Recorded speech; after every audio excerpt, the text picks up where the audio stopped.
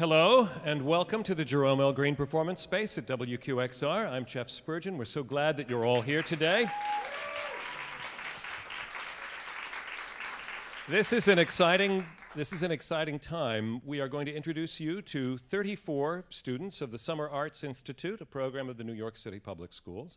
We're also going to introduce you to at least a couple of the instruments collected during WQXR's recent and first ever instrument drive. Almost 3,000 wind and string and brass instruments came out of the closet and the woodwork in a number of cases and have been given, are being given new life through this program. It's very exciting. So we'll meet some of the students, some of the people behind these programs, and bring you an hour of music from people who are experiencing it for the very first time, many of these students. So here at the Green Space, we want to first introduce you to a string ensemble from the Summer Arts Institute. They're going to start us off with conductor Barry Stern, who's a teacher at Fort Hamilton High School in Bay Ridge, with the first movement of Gustav Holst's St. Paul's Suite.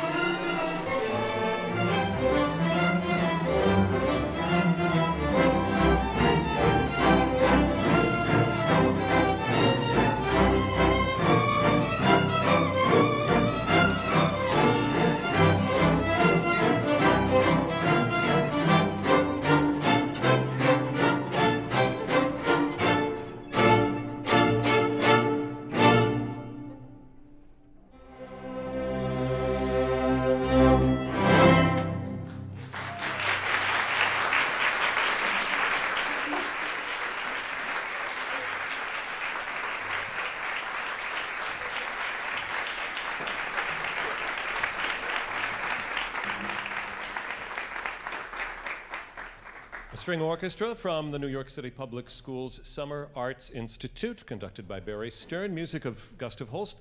Professional orchestras have played that piece for a long, long time, but it began its life exactly in the place where these young people are, the high school. Gustav Holst was a teacher at the St. Paul's School in London. 100 years ago, he had like a 30-year career there while he was writing all the other music, but he was really a teacher at it was an all-girls school. I think it remains so today. It's a co-ed school now, I've just been told.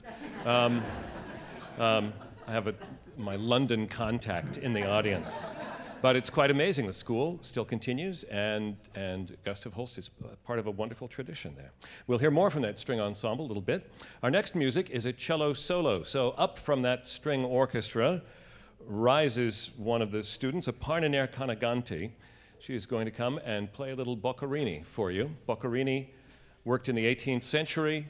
He had a million of them. He wrote so much music for cello and string ensemble, advanced some of the playing techniques, and was a great, great composer and performer.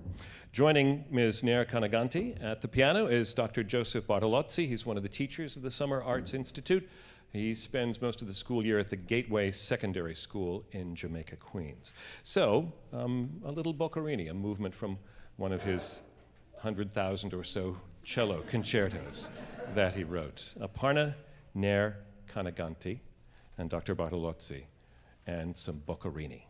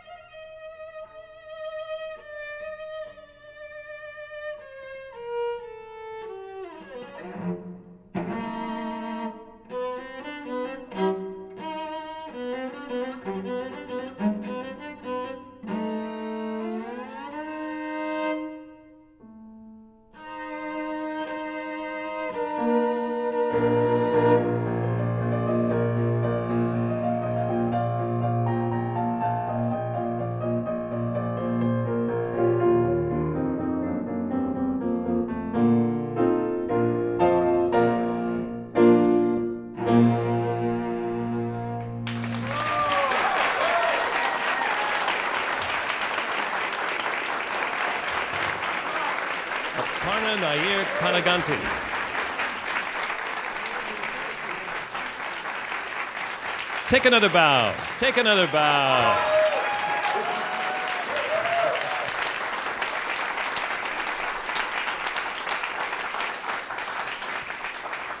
Aparna Nair Kanaganti playing some Boccherini with Dr. Joseph Bartolozzi, both participants in the Summer Arts Institute. It's a program of the New York City Public Schools. It's an intensive summer program, tuition-free. It happens at the Frank Sinatra High School in Astoria. Is that where you go? Yes, yes. Nodding will work, but only so far. So, Aparna, where do you live and where do you go to school? I live in Manhattan and I go to school at Stuyvesant High School. Very good. How long have you been playing the cello? 6 years. And was it your choice or did somebody foist it upon you? It was my choice. It was my one act of rebellion against my mother who wanted me to play the violin. Well, you really went crazy on her there. Yeah, yeah. She's going to be a very happy mother her whole life if this is how you rebel. Is this your first year in the Summer Arts Institute? It is. How'd you find out about it? How did it come to you? Actually, my school sends out like flyers about things to do over the summer, and it was there on it. So I was like, I should audition and see what happens. And so you go to. How does the program work? Is it every day? Have you the classes ended and the next day you're hitting the cello for 16 hours a day? What's the program like?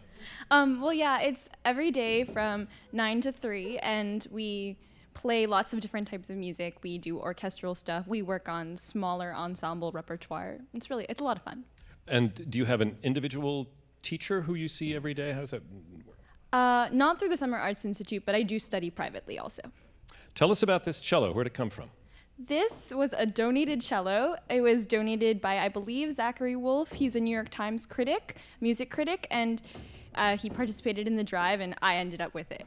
And did you work that out, or did your mother help you with that? I mean, she sounds like she's pretty well connected, so. No, not at all. Zachary Wolf wrote a piece in the Times about his cello, which, like lots of the instruments that had been donated, had been gathering dust, and he hadn't played it in a couple of years, and heard about the drive, and dropped his cello off, and it wound up. It's wonderful, Aparna. It wound up in your lap. How do you like it? I do like it. It has a very bright sound. It's really easy to play. The action is low. It has some very good, nice qualities. Good. So it's about time Zachary got rid of it and put it back to work. Congratulations, Aparna. We'll talk to you. We'll hear you play a little bit more as the program continues. All right. Yes.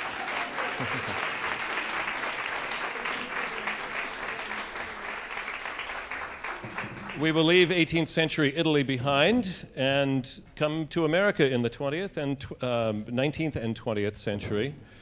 Now, with an instrument that is also out of the 19th century, and not just one of them either, but 8 saxophones are about to appear before you. And these students are also all members of the Summer Arts Institute. The fellow who helps this group of students do their work is Robert Rams. He spends the year teaching music at Staten Island Technical High School. About 1,200 kids go there, and about 250 of them are in the music program, which is just awesome for a technical school in New York City that has a big music program like that. So we're going to hear a shaker melody, which you will know, "'Tis the Gift to Be Simple," and then a little bit of Duke Ellington from these saxophone students at the Summer Arts Institute.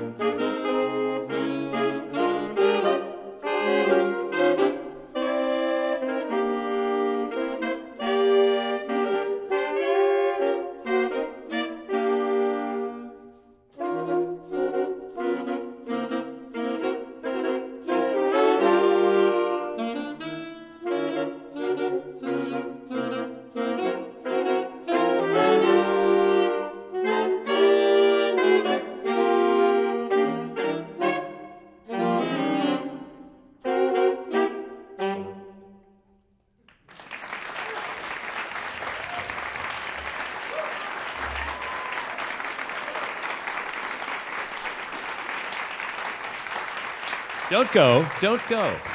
Don't. They're going to go. They're going to go. All right. Students of the Summer Arts Institute, you guys were great.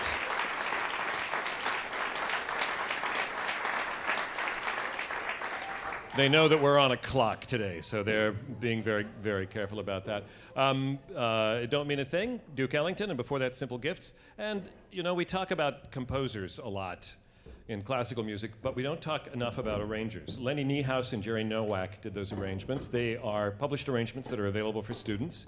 And if it weren't for people who write music like that, it would be a lot harder for young people to learn this stuff. So credit to those people who write the music that these young people play. And by the way, that's such a nice usage of this instrument. It was invented by Adolph Sax to help military bands move around. Americans did a lot better to things to the saxophone than it started out. The Summer Music Institute isn't just for playing musicians, it's also for singing musicians. So we'll bring you some of those students in a couple of minutes. But first of all, to the stage, we'd like to bring the artistic director of the Summer Arts Institute, Margot Fott. Please welcome her.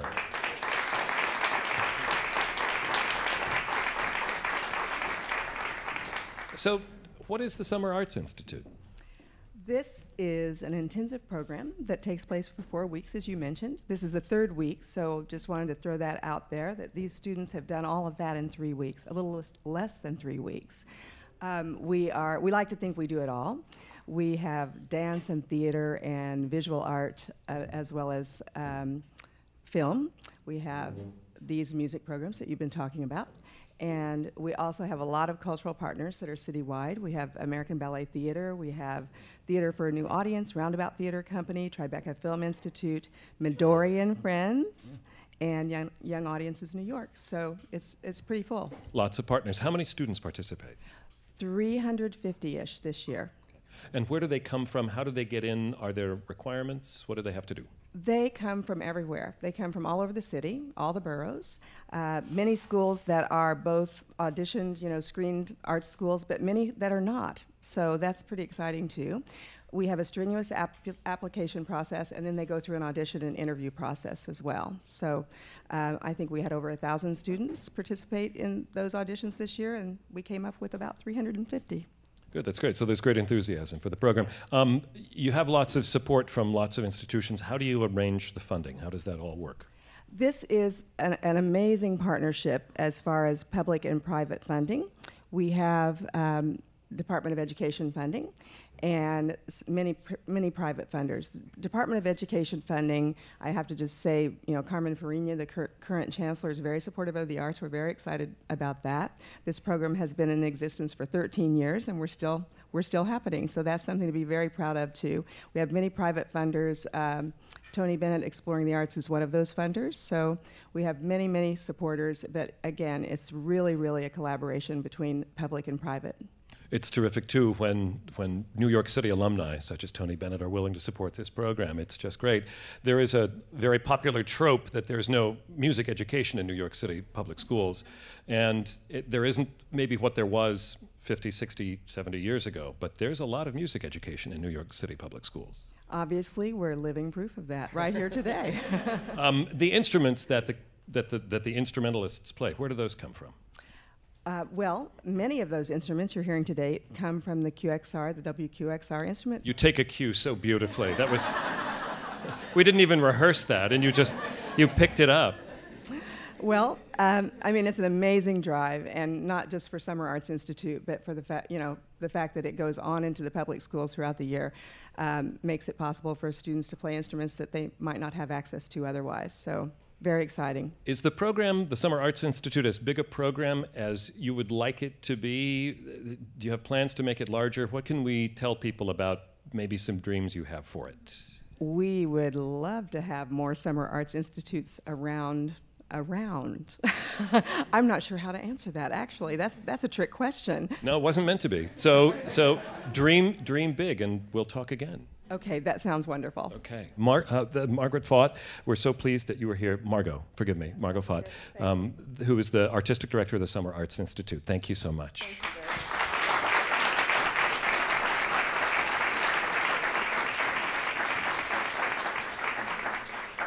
If you've ever sung in a chorus with orchestra, I know that you've heard this. The director will say, singers, bar 32. Musicians, bar 32. It's so cruel. It's so cruel. Singers are musicians too. Our next performer is Danielle LeBron. She is soon to be a 9th grader at the Talent Unlimited Public School, and she's going to sing for you a song by Giordani, which you probably have heard, Caro mio ben. Please welcome Danielle.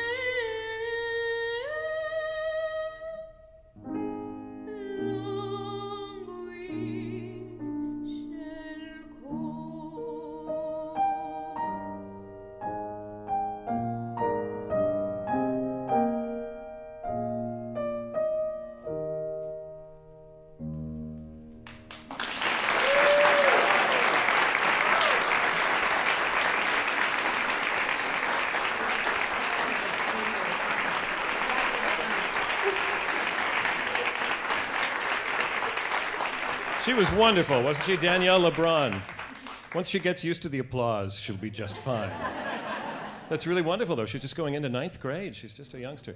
And thanks to Dr. Joseph Bartolozzi, who played the piano for her. All right, we have some music for cello, because there's always room for cello, as you know. In just a couple of minutes, more students from the Summer Arts Institute.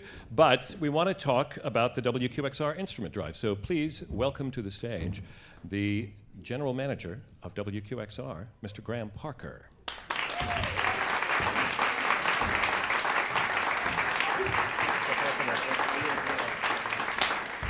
Straight from the management offices of WQXR, where, as you see, it's Casual Thursday.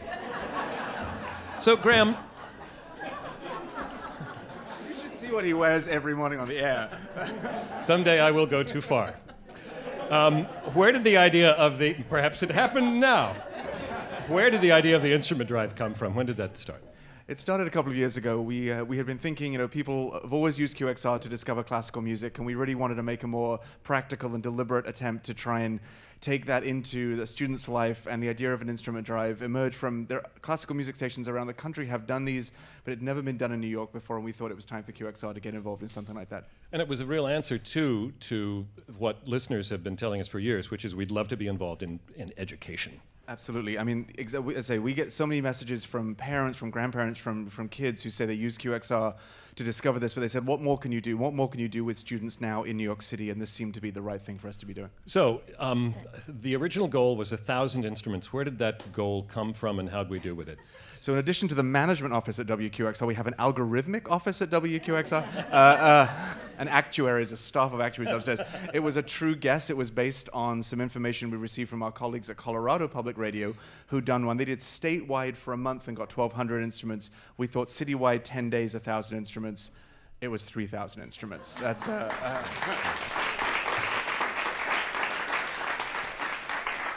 So how did we set it up? There were logistical issues and figuring out just how to put it together. How did we do that? So we needed some really important partners, and again, I want to thank the DOE, the Department of Education, Paul King and Barbara Murray, who are here. They're absolutely critical partners in making this happen. Thank you to...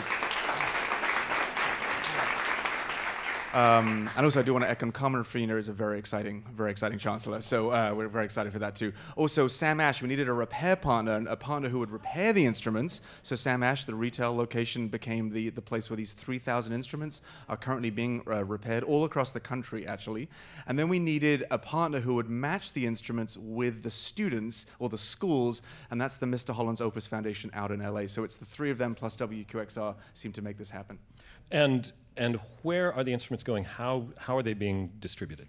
So that is where the Mr. Holland's Opus Foundation comes in. Right now, the instruments are being repaired, and there's a lot of work to do that. In October, we will have a big event where we will literally hand out the instruments to the schools and the students at a very public event yet to be located, but we're working on that. But Mr. Holland's Opus Foundation have some criteria that they work with the Department of Education and the schools to match the needs with the instruments, so we put it all together, and then the instruments get matched. And the Summer Arts Institute became involved how? This was a great deal of planning at a meeting with Barbara and Paul. They happened to mention it, and I said, hold on, slow down. What is that again? And they said, there's this Summer Arts Institute, and they said, actually, could we have 30 string instruments right away? And my colleague Kathleen Drowan, who's the project manager for the instrument drive, we were like, yes, we can do that. And then I said, could you come to the green space and show off what you're doing at the end of the summer? And they said yes, so that's why we're here. So this is the Instrument Drive's first real public debut. Yeah, right. All right, thank you. Graham Parker. Oh, absolutely.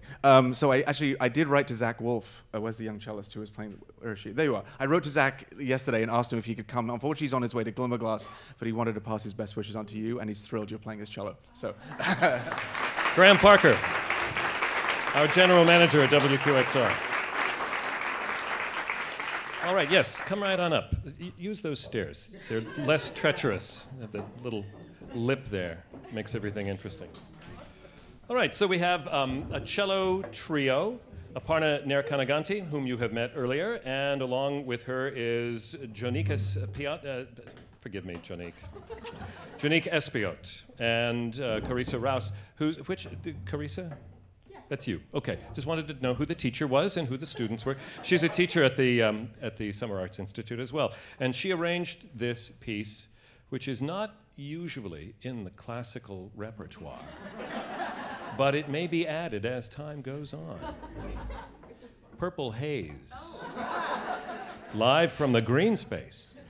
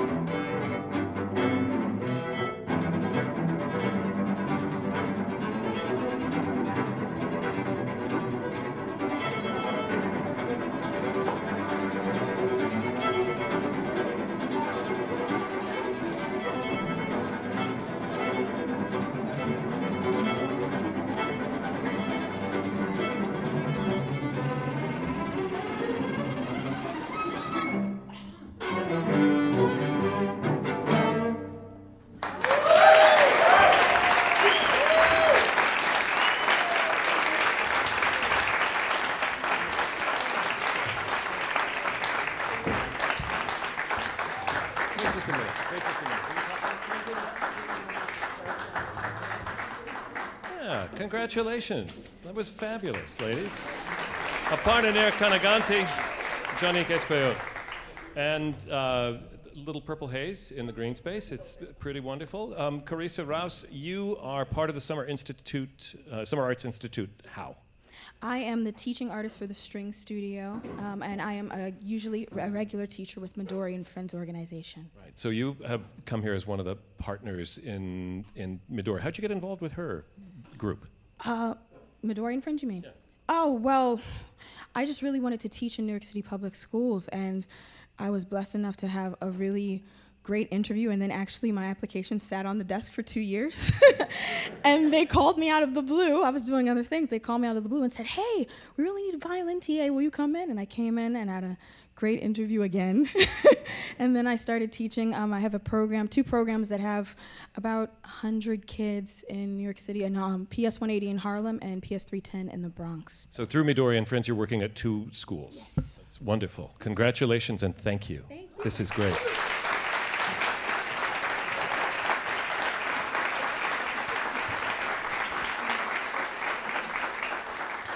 One of the things that's a great pleasure about this program that we're doing today is that we're getting, I'm sure, to tell you and lots of other people about these programs that exist here in the New York City Public Schools that you probably don't know about. So we're really happy to be spreading this word. A week or so ago, our video team went out to the Frank Sinatra School and took a look at the Summer Arts Institute in action on their home turf. So we'd like to show that to you now.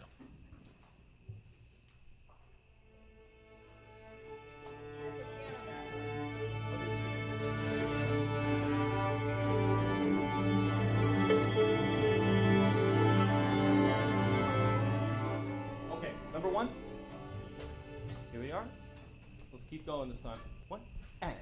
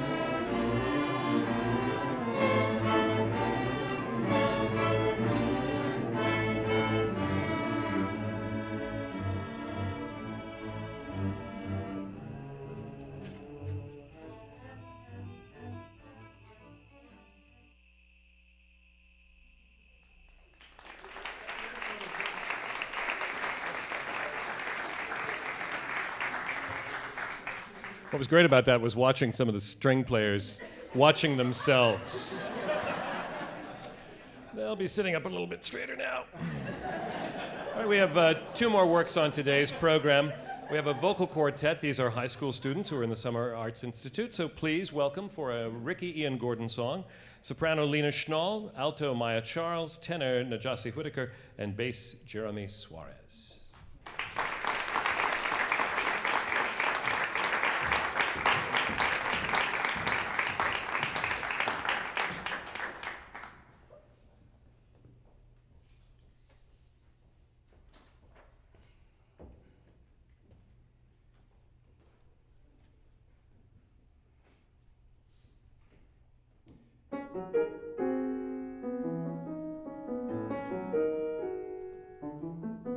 There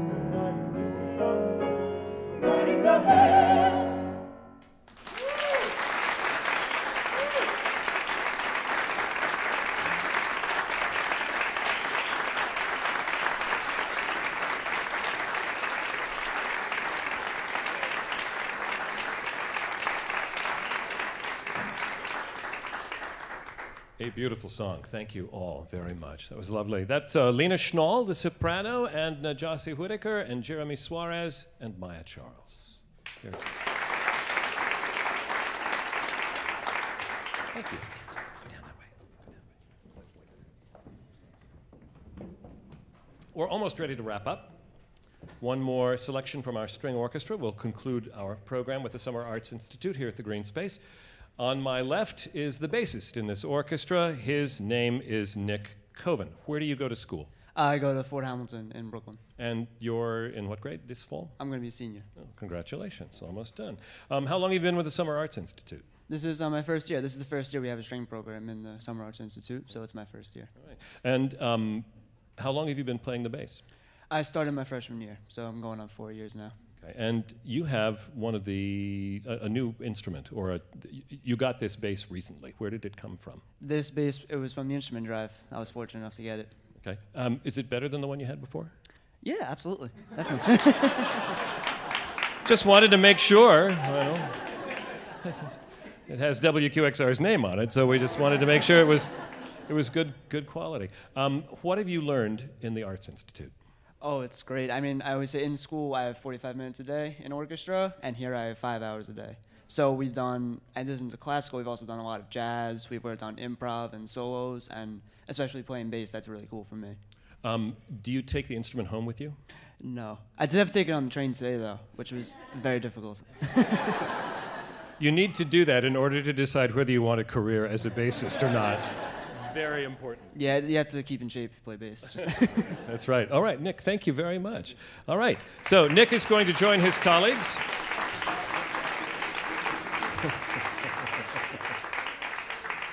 And our last piece on this program today is by Benjamin Britten. It's the fourth movement from his Simple Symphony, the Frolicsome Finale. All the movements have alliterative titles in Britten's Simple Symphony.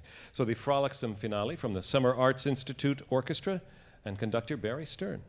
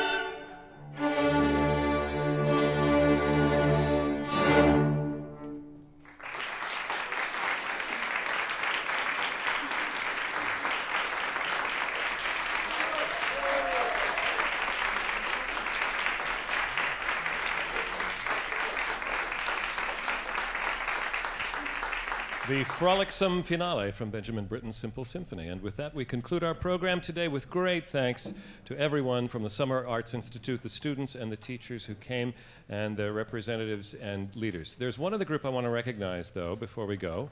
How many of you in the audience today donated an instrument in the WQXR instrument drive? Stand up, stand up. Yeah, wonderful. Fabulous. That dusty old thing is getting a new life.